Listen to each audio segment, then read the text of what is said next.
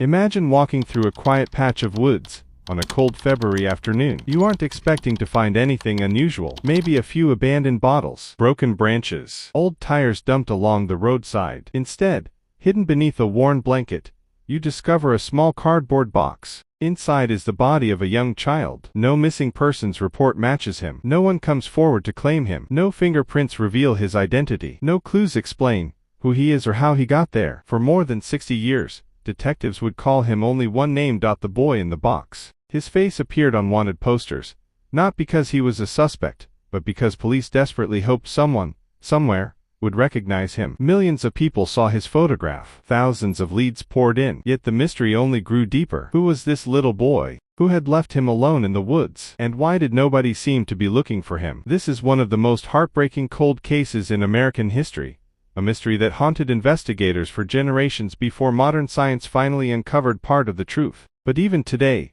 some of the biggest questions remain unanswered. Welcome to Cold Case Chronicles, where we dive into the most chilling and unsolved criminal cases in history. If you like deep stories like these, do well to subscribe to our channel and give us a thumbs up so we can continue bringing more of these stories to your screen. Let's dive right back in. It was February the 25th, 1957, just outside Philadelphia, Pennsylvania. Winter still gripped the landscape. The ground was hard. The trees were bare. The air carried that familiar silence that often comes before spring. A college student was driving along Susquehanna Road near Fox Chase. He noticed something unusual just beyond the roadside: a cardboard box. Curious, he walked closer, but instead of opening it, he hesitated. The area was known for illegal dumping, and he was afraid that if someone caught him trespassing, he might get into trouble. So he left. Days later, another man entered the same area while checking muskrat traps. He spotted the very same box. This time, curiosity won. He lifted the blanket covering it, and instantly realized he had stumbled upon a horrific crime. Inside lay the body of a young boy. He looked no older than 5 years old. The child was small for his age. His body was clean,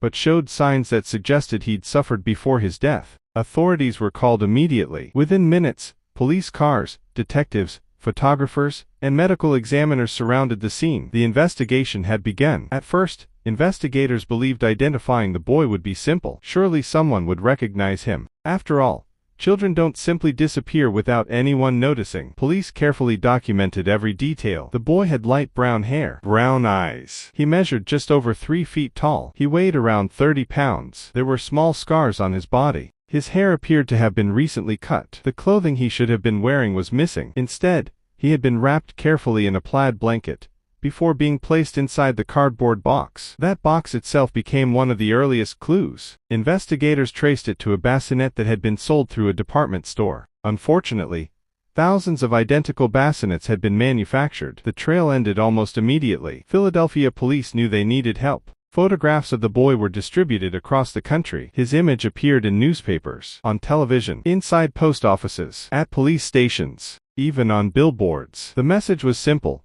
do you know this child? The response was overwhelming. Phone lines rang constantly. Parents who had lost children came forward. Teachers studied old class photos. Neighbors reported suspicious families. Detectives chased every lead. Some seemed promising. None led to an identification. Weeks became months. Months became years. Still, no name, no family, no answers. As detectives examined the boy more closely, they noticed details that made the case even more disturbing. His fingernails had been freshly trimmed. Someone had attempted to clean his body before abandoning him. His hair had also been cut shortly before death, and tiny clippings remained stuck to his skin. To investigators, these weren't random details. They suggested someone had tried to remove evidence, or perhaps someone had cared enough to prepare him before leaving him behind. That contradiction puzzled detectives. Whoever abandoned this child had gone to surprising lengths to clean him, yet they had also left him alone in a cardboard box beside a lonely road. It was impossible to reconcile those two actions. Were they covering up a crime, or saying goodbye in the only way they knew? As the weeks passed, the case grew stranger. No school reported a missing student. No hospital recognized him. No orphanage identified him. No church knew his face. It was as if the little boy had never existed at all. For detectives, that possibility was almost impossible to accept. Every child belongs somewhere. Every child has someone. Yet every door they knocked on led nowhere. And with every dead end,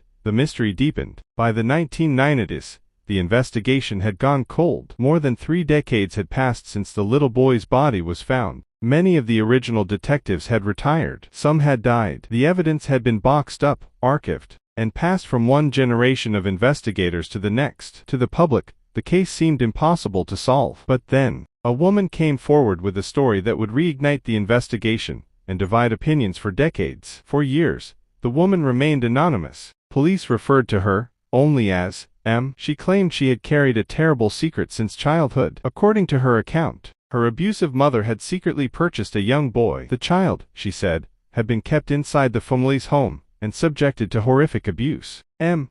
claimed the little boy rarely spoke. He was isolated, frightened, and treated as though he didn't exist. Then came the night that changed everything. According to her story, the boy became sick after eating a meal. An argument followed. The situation escalated, and the child died. M. alleged that her mother panicked, wrapped the boy in a blanket, placed him inside a cardboard box, and abandoned his body in the wooded area, where he was eventually discovered. If true, it would explain why no one reported him missing, because legally, he may never have existed. At first glance, parts of the story seemed strangely believable. The blanket, the cardboard box, the condition of the body. Some details appeared to match information that had never been widely publicized. Detectives spent months investigating every part of her account. They wanted desperately for the story to be true, not because of what it described, but because it finally offered a possible identity for the little boy. But as investigators dug deeper, cracks began to appear. Some parts of M's story couldn't be independently verified. Certain dates conflicted with known evidence. Some witnesses contradicted key details, and physical evidence linking her family to the child simply wasn't there. That didn't necessarily mean she was lying. Memories fade. Trauma can affect recollection, but detectives couldn't prove her account either. In the end, her story remained exactly that, a theory. One of the most famous theories in the history of the case. Even as that lead faded,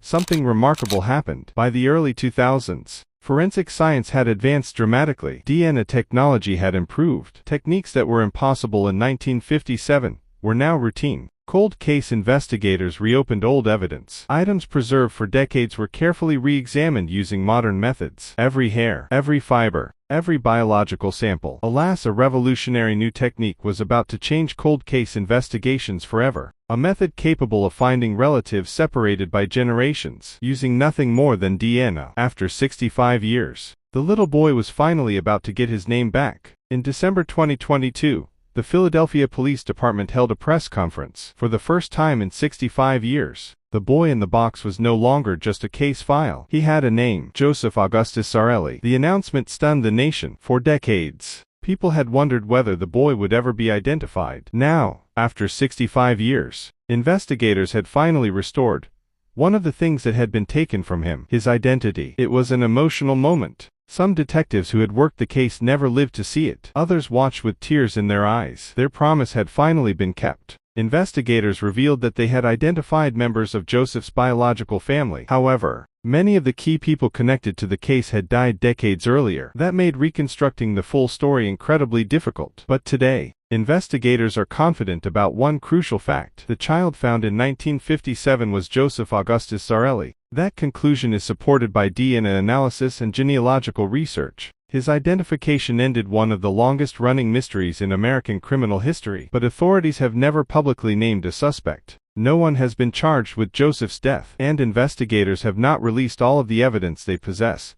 because the case is still active. The investigation into how he died, and who was responsible, remains open and for cold case investigators. Every passing year makes the search more difficult. Yet they continue, because every victim deserves the truth. It's easy to focus on the puzzle and the unanswered questions. But at the center of this story was never a mystery. It was a child. A little boy who never had the chance to grow up. He never celebrated another birthday, never started a career, never had a family of his own. For decades, he was remembered only by the place where he was found. Now, he is remembered by his name, Joseph Augustus Zarelli. Some stories end with a courtroom verdict. Others end with an arrest. This story ends with something quieter. A name, a moment of recognition, and a promise that Joseph Augustus Zarelli will never again be forgotten. If you found this documentary informative, consider subscribing to Cold Case Chronicles for more carefully researched stories about history's most compelling unsolved mysteries, forgotten investigations, and the breakthroughs that continue to reshape criminal justice. See you soon.